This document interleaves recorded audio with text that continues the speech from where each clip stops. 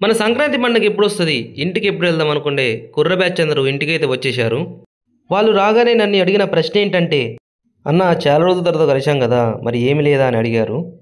సరే లేట్ ఎందుకు తమ్ముడు, ఇక వెళ్దాం పదండి అని వచ్చేసాము. ఎర్రమ్మ తోగు అనే ప్రత్యేకమైన తోగు అండి ఇది. ఇక్కడి ప్రత్యేకత ఏమిటంటే భూమిలో నుంచి వాటర్ వస్తాయండి ఒక ఊటలాగా. అందుకే ఇక్కడ ఎండాకాలం కూడా చల్లగా ఉంటుంది. మా వాళ్ళు చూడండి ఎట్లా పోటాపోటీగా ఊడుస్తున్నారో. ఇక మనం తెచ్చుకున్న వంట పాత్రలు శుభ్రంగా నీట్గా చేసుకోవాలి కాబట్టి మా వాడైతే నీట్గా కడుగుతున్నాడు. మేము శుభ్రం చేసుకొని వచ్చేలోపు మా వాళ్ళు పొయ్యి కూడా రెడీ చేశారు. మనకు వంట సామాన్లు కూడా వచ్చాయి. నీట్గా కటింగ్ కూడా చేస్తున్నారు. నేనైతే కోడిని దేవుడికి దేవరైతే పెడుతున్నాను. ఆ తెచ్చుకున్న కోడిని దేవర పెట్టాక నీట్గా అయితే కట్ చేసుకున్నాము. మామ కాజాన్ని అయితే సన్నటి మంటపై కాల్చి మామ భలే టేస్ట్ ఉంటుందని మా వాళ్ళు అయితే అన్నారు. ఉప్పు కారం పెట్టుకుని నేనైతే ఆ కాజాన్ని సన్నటి మంటపై అయితే కాల్చాను. భలేగా అయితే కాలుతుంది.